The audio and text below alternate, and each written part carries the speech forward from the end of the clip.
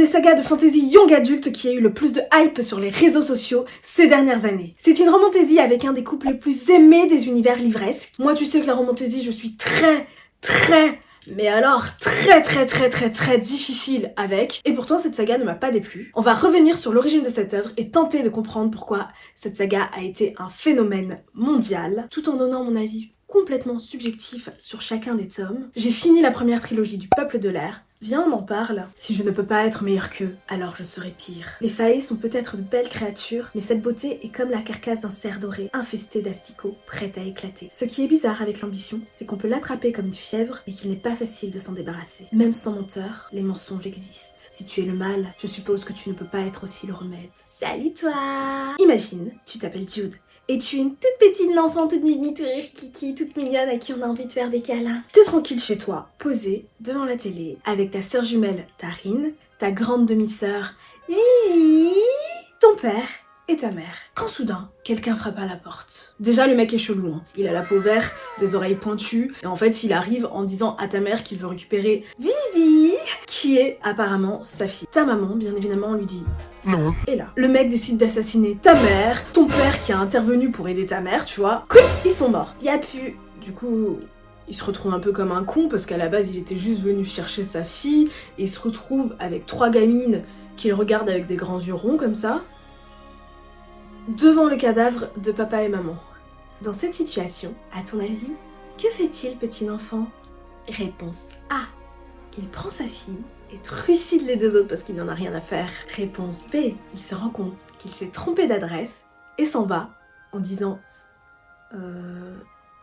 oups, pas la bonne adresse. Réponse C. Foutu pour foutu, il ramène les 3 gosses chez lui. Et c'est la réponse C, bien évidemment, le bougre a quand même des principes. Tuer son ex-amante ou son ex-femme, je sais plus s'ils étaient mariés ou pas, mais en tout cas, tuer son ex et son nouveau mari, ça, pas de problème. Par contre, les enfants, non, là c'est trop. Non, on tue pas les enfants.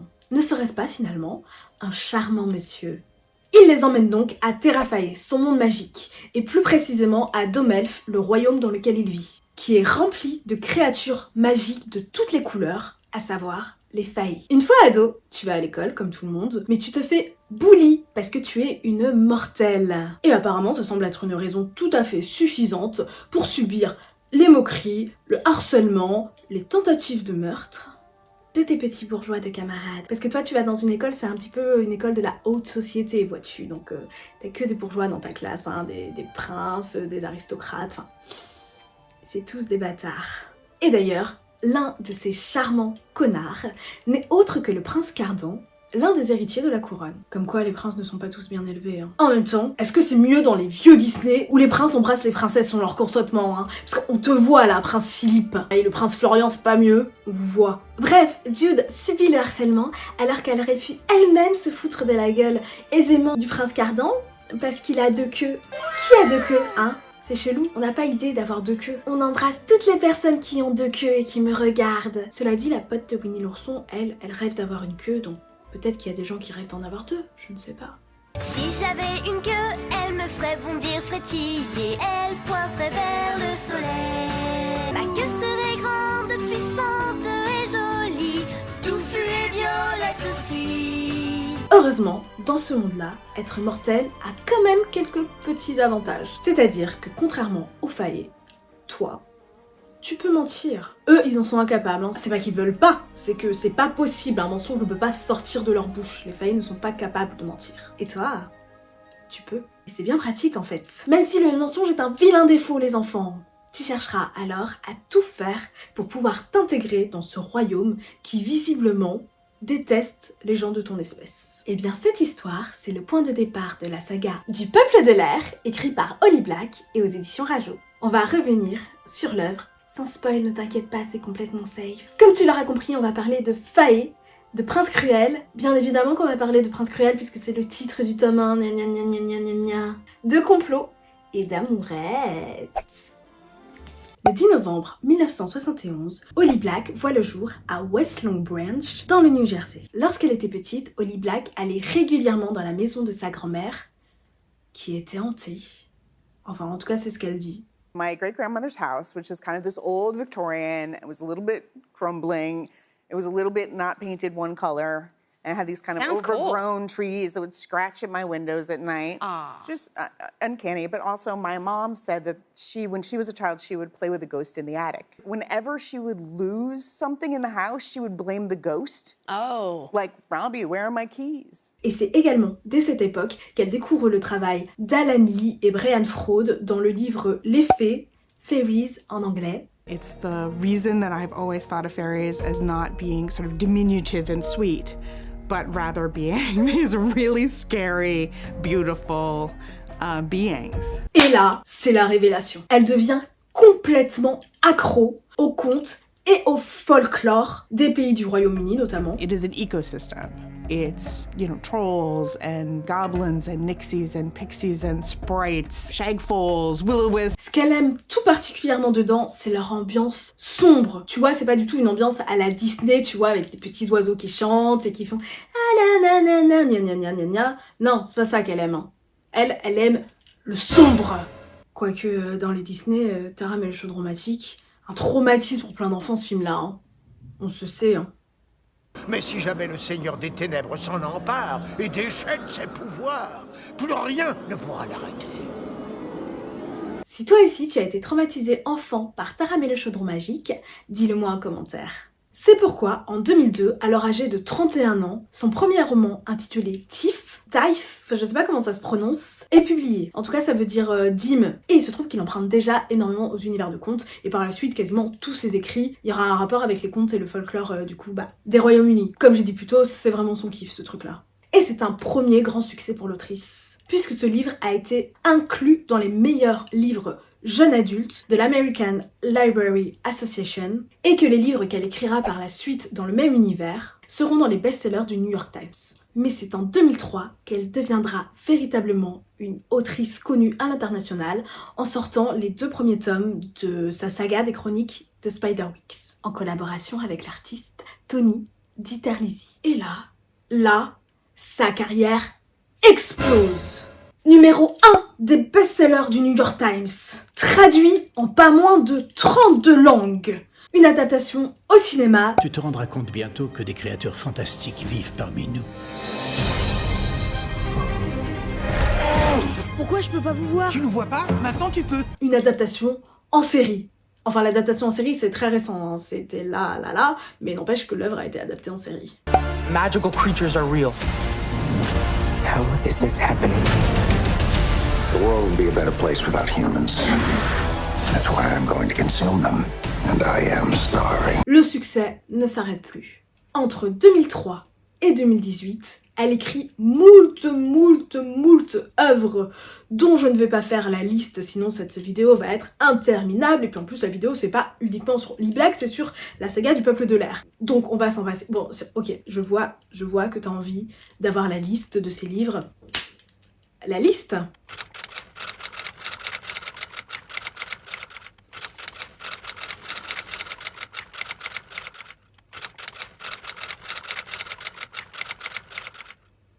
Voilà, t'es content? T'as eu la liste entière. Voilà, ne me remercie pas. Mais c'est en 2018, avec la sortie du Prince Cruel, le premier tome de sa saga du Peuple de l'air, du coup c'est la saga qui nous intéresse aujourd'hui, hein, qu'elle rencontre à nouveau le succès qu'elle avait pu rencontrer avec les chroniques de Spiderwick. Une héroïne séduisante et dure à cuire renforce une intrigue complexe et intelligente qui crescendo jusqu'à un rebondissement époustouflant du 3e acte, dira le publisher Weekly. Que vous soyez venu pour l'histoire ou l'amour, la perfection, dira Kirkus. C'est qui Kirkus? C'est pas une personne en fait, Kirkus. C'est un magazine des États-Unis. Voilà, comme ça tu sais maintenant. J'avoue, c'est pas si mal, dira alors Anaïs. C'est moi alors Anaïs. Holly Black vit actuellement aux États-Unis avec son mari, son fils et ses chats, dans une maison avec, fun fact, une bibliothèque secrète. Moi aussi je veux une bibliothèque secrète chez moi. Qu'est-ce que tu vas faire de cette info? Je ne sais pas. Mais en tout cas, tant qu'on y est avec les trucs utiles qu'on balance comme ça, là, gratuits, Holly Black a des oreilles pointues. Enfin, moi je te montre mes oreilles, mais moi les miennes elles sont pas pointues, tu vois. Moi elles sont classiques, enfin voilà. Mais elle a des oreilles pointues. Parce que c'est une faille ou une elfe au choix. En tout cas, c'est une créature magique. Je déconne pas, hein. Elle s'est vraiment faite faire des oreilles pointues. Hein. C'est la vérité, regarde, je te montre. So I will try to show you. They're like pointed into like you know, How sort they of are almost in like movies and elven, stuff. Yes, yes. elven ear. So I Did that got it. hurt? A That means little. yes. Yeah, okay. So I'd seen people online. I'd seen pictures of people with with pointed ears, like surgically pointed ears, and Yeah. they looked really cool. I mean, look, a pointed ear elongates the cheekbone, Yeah. right? Hey, people get Everybody- boobs and butts and noses everybody- and everything. You can get some ears. Yeah. Everybody looks good with pointed ears, in my view. J'ai un petit questionnement un peu glauque, mais je me demande si dans le futur, on retrouve la dépouille de personnes avec les oreilles pointues, est-ce que les gens du futur ne penseront pas que c'était naturel et que dans le passé, les elfes existaient réellement? Est-ce que tu penses qu'en faisant ça, Holly Black est en train de troller les humains du futur? Je ne sais pas, c'est un questionnement comme ça. Un dernier petit secret peut-être, Holly Black? I really, really love reality television. Like, I watch so much terrible reality television. I love non-narrative. I think I find it soothing because I'm not following a story. And so if I've been writing all day, I think the fact that I'm not going to be following narrative really pleases me. En tout cas, c'est assez naturellement que lui est venue l'idée de Dom Elf, l'univers dans lequel on évolue dans la saga du Peuple de l'Air, puisque de toute façon, ça faisait des années qu'elle écrivait des univers féeriques. Cette fois-ci, si tu veux, la seule particularité par rapport à ce qu'elle avait écrit avant, c'est qu'elle voulait absolument qu'on suive un personnage qui connaît l'univers des Fae, et pas juste un personnage, tu vois, qu'on balance comme ça dans l'univers, qui découvre en même temps que nous l'univers. Alors, Jude, c'est une humaine qui a été emmenée, effectivement, dans Dom Elf. Nous, quand on la suit, ça fait une dizaine d'années qu'elle est là, donc elle connaît l'univers comme sa poche, tu vois. Il faut savoir que lors de l'écriture de cette saga, elle a galéré à écrire les dialogues des Fae. Ils peuvent pas mentir. Du coup, ils peuvent pas employer des formules de politesse. Et en même temps, c'est des gros manipulateurs. Ils sont obligés de jouer sur les mots pour pouvoir arriver à leur fin. Du coup, t'imagines la galère à écrire ce genre de truc. Il faut toujours que tu sois en train de penser, oui, mais il faut pas qu'ils mentent. Et du coup, vraiment, je comprends que ça n'a pas du tout été évident d'écrire ce genre de dialogue. En parlant justement de ces bâtards de Fae, Holly Black dit qu'elle adore les gens qui font des erreurs. Du coup, des gens assez gris. Et c'est pour ça, d'ailleurs, qu'elle écrit des personnages qui sont ni bons ni mauvais, finalement. Enfin, même s'il y en a quand même qui penchent plus d'un côté que de l'autre, on va pas se cacher. Et d'ailleurs, en dehors de Jude, le personnage qu'elle a préféré écrire, c'est le personnage de Madoc. Tu sais, le papa adoptif de Jude qui est coupable d'un féminicide. Et Holly Black, elle a kiffé écrire Madoc. I'm very interested in people making mistakes. I'm interested in letting, I guess, characters make mistakes. And so I'm not sure it is conscious in the sense that I don't think that's what I set out to do, but I think I set out to write the kinds of people I believe in and the kinds of people I like to read about. Mais assez tergiversé, rentrons dans le vif du sujet. Le prince cruel, dont le titre original est The Cruel Prince, est sorti aux États-Unis en 2018 et en France en 2020 aux éditions Rajo. Et cette version-là, regarde, c'est tout doré. Et moi, j'aime le doré. J'ai vraiment beaucoup aimé ce premier tome. Ça commence plutôt avec des bails de harcèlement et tout ça à l'école de Jude. Tu rentres pas trop encore dans le vif du sujet, ça vient assez lentement. Mais au fur et à mesure de l'histoire, vraiment, t'as l'intérêt qui monte crescendo. Il y a beaucoup de retournements de situation. Moi, je les ai pas tous vus venir, bon certains, mais pas tous vraiment. Et c'est plutôt une qualité parce que dans le young adulte, très souvent, je vois venir les retournements de situation. Là, pas tant que ça. Ici, j'étais plutôt en mode, c'est pas vrai. Oh, what? D'accord, ok, j'accepte ce que tu me proposes. Oui, ok. Acteur studio. La plume est très agréable à lire, elle se dévore extrêmement rapidement. On retrouve énormément de créatures féeriques. À Terra Fae, les gens ont la peau verte, bleue, rose, violette, rouge. Un mélange de couleurs. Ils ont des ailes, des queues et autres organes incongrus. Et ça peut déconcerter. Non pas leur couleur de peau, sauf si t'es raciste, mais le fait que y a plein de créatures et Holly Black en fait elle explique jamais à quoi correspond telle ou telle créature, tu vois. Elle te lâche des trucs comme Meet Mary, she's a pixie, sans jamais te dire c'est quoi une putain de pixie. Je te fais la traduction si jamais t'as pas compris. Voilà Marie, c'est une pixie. Qu'est-ce que c'est une pixie? J'en sais rien. En vrai, je te dis ça, mais t'as un espèce de glossaire à la fin du livre et dedans, il y a toutes les créatures qui sont expliquées. Sauf que moi, je regarde jamais la fin du livre avant de finir le livre, donc du coup, je l'ai vu à la fin. À la fin, j'étais « Ah, mais il y avait toutes les réponses ici, finalement !» Et encore, moi, je m'y connais un petit peu quand même en conte et en folklore, donc il y a plein de créatures que je savais ce que c'était, Mais je pense que quand tu ne t'y connais pas du tout, ça peut être déroutant. Ce qui est sûr, c'est qu'il y a des failles. Comme les failles ne peuvent pas mentir, ça crée des échanges extrêmement intéressants parce que du coup, tu essayes de voir comment elle va faire pour les faire quelque chose à d'autres personnes sans mentir. Moi j'aime bien. L'univers en tant que tel n'est pas très complexe, hein, c'est du young adulte, donc très souvent dans le young adulte, hein, on va au plus simple. Les différentes créatures qu'on rencontre sans trop savoir ce que c'est peuvent donner une impression de complexité, mais en vrai vraiment pas tant. Hein. Elle a juste pioché dans le folklore et elle les a mis dans ce monde-là, tu vois, c'est pas compliqué, et puis comme je te dis, il y a un glossaire à la fin de toute façon. J'aime les personnages. Cœur sur Jude. Enfin, je fais un demi-cœur parce que j'ai pas mes deux mains de disponibles. Qui est un personnage badass, comme on les aime. Cœur sur Vivi, parce que c'est Vivi. La plupart des personnages sont des petits bâtards, et j'aime ça. Bien que je détesterais avoir ce type d'entourage. Oh my god. Non, s'il vous plaît, jamais de la vie. Je veux pas des gens comme ça dans mon entourage. Ah, allez-vous-en! Tous les personnages sont morally grey. Ou moralement gris quand on se la pète pas. Ils sont tous capables de faire à un moment des choses extrêmement bonnes, extrêmement gentilles, et d'autres tout à fait discutables, on va dire. Ouais, disons ça comme ça. Même Jude, hein. Enfin, Jude, elle fait pas mal d'erreurs. Enfin, des erreurs avec d'énormes conséquences, mais des erreurs tout de même. Mais ne prends pas exemple sur elle, petit enfant. Hein. Vraiment, elle fait des choses vraiment pas bien. Faut pas faire comme elle. Même son enfoiré de père adoptif, qui, rappelons-le, a assassiné les parents de Jude sous ses yeux, même cette infâme ordure nous paraît attachant de temps en temps. Il y a des moments où tu as envie de faire des câlins à Madoc. Son amour, si tu veux, pour ses filles, hein, adoptif, pas adoptif, il s'en bat les couilles, c'est pareil. Et bah, dans la vraie vie, c'est comme ça, donc c'est cool, comme représentation pour le coup. Si ça avait pas été un meurtrier, c'est cool.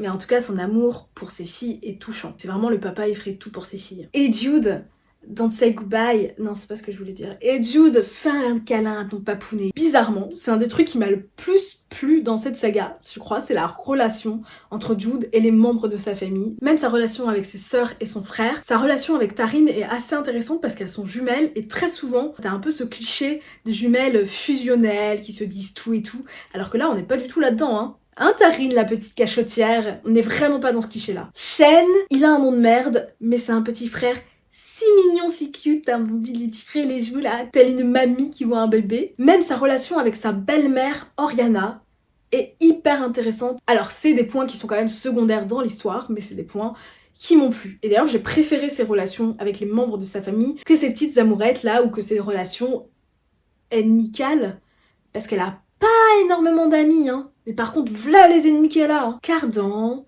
Locke, Valérian, Nikasa, etc., etc. D'ailleurs, en parlant de ces petits cons, le traitement du harcèlement m'a plu. Et le fait que ce soit un thème abordé dans toute la saga, en réalité, le harcèlement et l'humiliation, j'ai plutôt pas mal aimé. Bon, après, j'ai détesté le truc du harceleur qui devient love interest, mais on savait, tu vois. Dans la vraie vie, petit enfant, évite les relations amoureuses avec ton harceleur. C'est mieux. Bref, pour moi c'est un très bon début de fantasy young adulte. Si tu n'aimes pas trop la romantasy, bon, là c'est pas trop prégnant, par contre par la suite, ça le devient. Et justement, parlons de la suite, à savoir Le Roi Maléfique, dont le titre original est The Wicked King, est sorti aux États-Unis en 2019 et en 2021 en France, toujours aux éditions Rajou. Il y a des complots, de la trahison, de la disgrâce. L'esprit du mal est marqué sur sa face, sur celle de Cardan, ce bâtard, ou peut-être bien de Jude, je ne sais pas, mais en tout cas l'esprit du mal est clairement marqué sur des faces ici. Hein. Sur la face du fameux Roi Maléfique, que je te dirai pas qui c'est parce que sinon ça va spoiler, mais en gros il y a un roi maléfique dans cette histoire. Et soit dit en passant, je crois que le roi maléfique, on peut même dire qu'il n'est qu'une nuisance depuis sa naissance. Je pense qu'on peut se permettre de dire ça, c'est la vérité. En vrai, si on parle des personnages, parlons du personnage de Cardan, qui est un tout petit peu moins un connard dans ce tome-là. Et en même temps, avec ce que Jude lui fait, est-ce qu'il pourrait se permettre d'être plus un connard? Je ne sais pas. Mais du coup, on l'aime un peu plus. Enfin, on n'ira pas monter un fan club Cardan, hein. Vraiment pas, hein. Et spoiler alert, ce sera toujours pas le cas dans le dernier tome. Mais on l'aime un petit peu plus quand même. On peut apprécier son humour sans trop grincer des dents. Enfin, moi personnellement, je n'irai jamais me mettre dans une romance avec cet homme-là, tu vois. Mais après tout, chacun ses goûts. Qui suis-je pour juger? Dans ce tome-là, il y a aussi des bails avec des sirènes. J'aurais aimé en voir plus, parce que du coup j'ai bien aimé la façon dont les sirènes, enfin d'ailleurs elles s'appellent pas des sirènes hein, mais bon c'est un type de sirène quand même hein. Du coup j'ai bien aimé comment c'était fait, tu vois, comment c'était construit, et je trouve qu'on en voit pas assez. Je me rends compte que j'ai pas donné mon avis, enfin tu vois, j'ai aimé, j'ai pas aimé, bah il se trouve que j'ai un petit peu moins aimé que le tome 1, mais un petit peu moins, ça m'a quand même intéressée. Je trouve qu'on repart dans des trucs un petit peu plus classiques de complot politique, tout ça. La romance prend une part un petit peu plus importante, du coup on retombe dans les « son odeur m'a perturbée, j'aime et je hais son regard à la fois, je frissonne, je déteste ça, mais en même temps j'adore ça ». Enfin tu vois, un truc comme ça, tu vois, on retombe sur des trucs comme ça. Moi et mon rapport à la romance, tu connais, donc du coup, bon, t'imagines moins que forcément ça m'a un petit peu moins plu. Et au niveau de l'intrigue politique, en fait, moi j'aime beaucoup quand il y a des intrigues politiques, mais c'est vrai que j'ai tendance à préférer ça dans la fantasy adulte, parce que dans la fantasy young adulte, je trouve souvent ça assez simple. Et ici, j'ai trouvé que c'était le cas, et surtout que j'ai trouvé que dans le tome 1, il y avait pas mal de choses surprenantes à ce niveau-là, alors que je l'ai pas forcément retrouvé ici. Ici, j'ai pas été surprise la plupart du temps dans ma lecture, à l'exception de la fin. La fin est surprenante pour le coup. La fin, je suis là, ok. En dehors de la fin, il manquait la touche d'originalité que j'ai trouvée dans le premier. Mais globalement, je vais pas en dire plus, parce que forcément, comme c'est un tome 2, je peux beaucoup moins rentrer dans les détails que quand je parlais du tome 1. C'est resté une bonne lecture, que j'ai lue en un claquement de doigts. Ça a vraiment été une lecture très rapide. J'ai quand même été prise par l'histoire. Donc ça reste très très bien en ce qui me concerne. Je pense qu'on peut passer à la suite. Est-ce que t'es d'accord pour qu'on passe à la suite? Dis-le-moi en commentaire. La Reine sans royaume, dont le titre original est The Queen of Nothing, est sorti en 2019 aux États-Unis et en 2022 en France. Je vais me permettre une toute petite remarque sur le titre. Je préfère le titre original. J'adore ce truc de The Queen of Nothing. Tu vois, la reine de rien du tout, tu vois. Ça aurait été très moche si ça avait été traduit comme ça, hein. Ils ont fait une très bonne traduction. La Reine sans royaume, le sens est là quand même. Le titre est joli, donc voilà. Mais je trouve que la Reine sans royaume, ça fait beaucoup moins ce truc sarcastique. Tu vois, la reine de rien, ça fait vraiment... Ok, tu t'es pris pour une reine, ma belle, mais en fait, tu règnes sur rien du tout. Enfin, t'as rien. Je sais pas, j'aime bien ce truc-là un petit peu piquant, et je trouve qu'il est beaucoup moins piquant avec la version française. Voilà, petite digression sur mon avis. Tout le monde s'en fout, mais je le dis quand même, parce que j'aime partager des choses avec toi. Jude est dans la merde, Cardon a encore été méchant, ou peut-être pas, on ne sait pas, et Cardon écrit des lettres. Voilà, c'est le résumé de ce livre-là. J'ai oublié de dire qu'il y avait un serpent, je peux pas trop en dire parce que sinon ça spoil, mais il y a un serpent et ça on adore. On déteste les serpents, mais symboliquement, les serpents, oui, dans les histoires, on aime ça. Regarde, le serpent il est là. C'est une conclusion plutôt réussie, bien que what the fuck. Vraiment, il y a pas mal de moments vers la fin, j'étais hein. Ok. Mes sourcils étaient froncés, tu vois, froncés, les 100 dernières pages, là, j'étais comme ça. Mais j'adore, moi, j'aime bien être surprise, justement. Je te disais, dans le tome précédent, j'ai pas été assez surprise, et ben écoute, là, il y a eu de la surprise. Et en vrai, ce qui se passe, autant, c'est une référence à un conte que je connais pas. Connaissant le travail d'Holly Black, il y a des grosses chances, j'ai pas été me renseigner, tu vois, j'ai pas trouvé à quoi ça pouvait faire référence, mais je suis sûre que c'est référence à un conte, hein. Quand je te dis je suis sûre que c'est référence à un conte, je parle de la fin du livre, que je vais pas spoiler, mais il se passe des trucs, je me suis dit, ça, c'est pas sorti de son cerveau, tu vois, ça, elle l'a pris dans des contes, elle s'est dit, putain, ce serait trop bien que ça se passe comme ça, c'est sûr. Et si toi, d'ailleurs, tu as trouvé le conte auquel ça fait référence, d'ailleurs, ça se trouve, ça fait référence à rien, mais moi, je pense que si, et si toi, tu sais et que tu as trouvé, bah, dis-le moi en commentaire, vraiment ça m'intéresse pour le coup. Je t'ai dit plutôt que j'adore la relation Jude-Madoc, dans ce tome-là, d'autant plus. On est toujours dans ce bail du papa pour qui ses filles sont la prunelle de ses yeux, et en même temps qui kiffe beaucoup trop le pouvoir. Il passe vraiment son temps en mode « Ma fille, le pouvoir. Ma fille, le pouvoir. Ma fille, le pouvoir !» Voilà, c'est Madoc tout le long de ce livre-là. J'adore les relations complexes entre parents et enfants. Je te vois venir, petit coquin. Non, je ne parle pas de choses dégueulasses. La romance! Pire transition ever. La romance, je disais donc, ça va, ça passe. Pas le couple de l'année pour moi, hein, vraiment pas. Mais je peux comprendre l'engouement, tu vois, je capte ce qui peut plaire dans cette relation-là. J'ai capté, y a pas de problème. Si on aime le type harceleur, mais c'est pas sa faute, tu comprends, c'est parce qu'il a eu une enfance difficile. Ouais, je comprends que tu puisses kiffer. En vrai, je suis difficile, tu vois, comprends l'alchimie qu'il y a entre les deux personnages, c'est quelque chose qui marche, il y a aucun problème à ce niveau-là. Globalement, j'ai quand même moins aimé, oui pour moi ça fait du plus ou moins, c'est-à-dire que j'ai moins aimé ce tome-là que les deux précédents.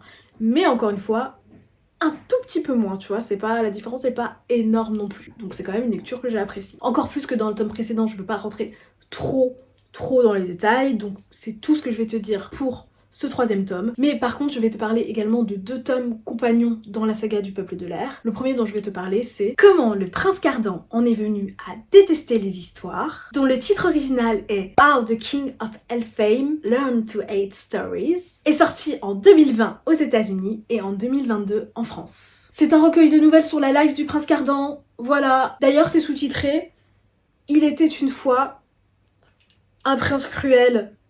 Donc ça dit bien ce que c'est. C'est illustré et moi j'aime les dessins. C'est joli les dessins. Regarde. C'est joli, c'est le prince Cardan.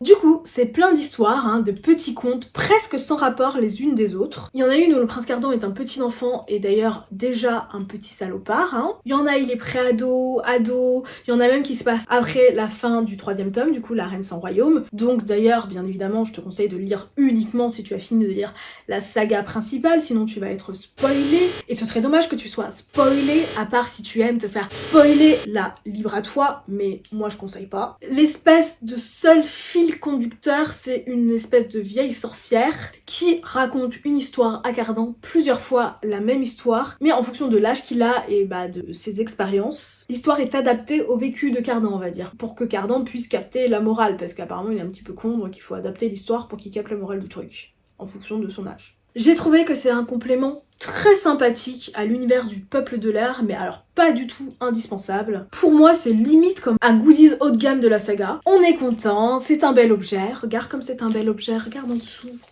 Voilà, c'est un bel objet, ça brille, on aime quand ça brille. Il y a des belles images, voilà, on est content, mais ça rajoute pas grand chose à l'histoire, tu vois. Mais j'ai limite pris plus plaisir à regarder les illustrations qu'à lire les petites nouvelles. Limite, ça reste sympathique. Et il y a également un 2e tome compagnon dans l'univers du Peuple de l'Air, à savoir Les Sœurs Perdues, dont le titre original est The Lost Sisters, sorti en 2018 aux États-Unis et en 2021 en France. C'est un tout petit tome compagnon, vraiment minuscule rikiki. Et je l'ai pas, parce que j'aime pas ce qui est mignon. Mais je l'ai lu, j'aurais peut-être pas dû, mais je l'ai lu. On y suit le point de vue de Taryn. Pour ceux du fond qui n'ont pas suivi, c'est la sœur jumelle de Jude. Sur les événements du tome 1, puisqu'elle fait pas mal de choses dans le dos de Jude, cette petite cachotière de Taryn. Pour moi, ce truc-là, les sœurs perdues, Osef. C'est pas long et ça coûte pas cher. Alors si t'es un gros fan de l'univers et que tu ne veux vraiment pas quitter tes personnages préférés, au point d'avoir pleuré à grosses larmes lorsque t'as fini La Reine sans Royaume en te disant « Oh mon dieu, je retrouverai plus jamais mes personnages préférés, ils vont me manquer !» et que le seul remède que tu as trouvé à ta tristesse est de relire en boucle et en boucle encore la trilogie, là ouais, là lis Les Sœurs Perdues, clairement. Sinon je trouve qu'il n'y a pas vraiment d'intérêt. Qu'on me raconte d'autres histoires dans le même univers avec un autre personnage, pourquoi pas, mais des trucs que je savais déjà, je m'en fous. Puis à la limite, si le personnage c'est un méchant hyper charismatique, bon, à la limite pourquoi pas, tu vois. Mais là, le personnage de Taryn de base, il est un peu fade. La même histoire du point de vue de Jude, c'est ça, alors que le même truc du point de vue de Taryn, bon, j'ai pas le livre, mais en gros, c'est ça, tu vois, l'épaisseur du livre, c'est ça.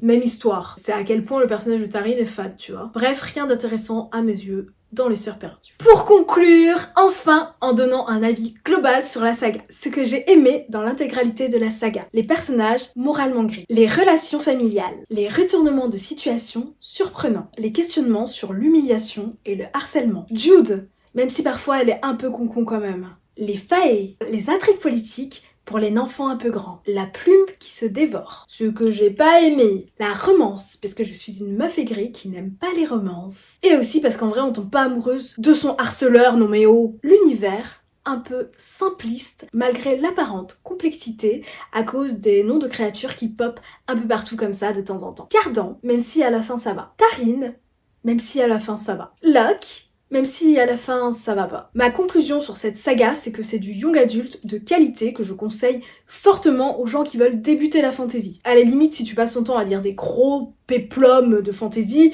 ça va pas t'intéresser, c'est pas pour toi, tu vois. Mais si tu veux débuter en fantasy, pourquoi pas. Et avec un truc qui est pas juste de la romance dans un univers de fantasy, tu vois, parce que souvent, la romantasy, c'est juste on t'a mis une romance et on t'a foutu les personnages dans un univers des fantasy, mais on s'en fout de l'univers, tu vois, c'est la romance qui compte. Là, on est quand même pas là-dedans du tout. Le succès de cette fantasy auprès des jeunes adultes et des adolescents peut-être s'expliquer, peut-être, je ne suis pas sûre, ce n'est qu'une hypothèse, par ces personnages intéressants et nuancés, sa romance qui m'a laissé, ma foi, assez indifférente, mais qui a su faire battre le cœur des personnes moins écrites que moi, son univers haut en couleur et tout ce peuple de fae assez intéressant. Du coup, si tu aimes les personnages nuancés, les intrigues de cour, les retournements de situation, les créatures fantastiques et tout particulièrement les fae, les meufs badass et les gros harceleurs de merde, cette saga est faite pour toi. A contrario, si tu veux un univers de fantasy complexe, plutôt adulte, passe complètement ton chemin. Y a rien à voir. J'espère que cette vidéo t'aura plu. Si elle t'a plu, n'hésite pas à liker, à partager, à t'abonner, à commenter. Si tu es resté jusqu'à la fin, tu peux me mettre un petit emoji couronne. Et tu peux me dire si tu as lu cette saga, qu'est-ce que tu en as pensé? Ou si tu ne l'as pas encore lu, est-ce que cette vidéo t'a donné envie ou pas de la découvrir? Je sais bien que tu vas me dire, alors je te ferai dire que tu as oublié de dire que c'est pas tout à fait fini, hein. Je te ferai dire parce qu'il y a une autre duologie qui se passe dans le même univers, je te ferai dire tu n'en parles pas. Et tu as raison, Jean-Michel, je sais tout. Mais je considère que c'est une duologie à part entière, que la trilogie se suffit à elle-même et que je ferai une vidéo à part si jamais je lis la duologie. Ce qui n'est pas sûr. Pour moi, j'ai quand même fini une saga et c'est moi qui décide. Donc ferme-la, Jean-Michel, je sais tout. Sur ce, des bisous.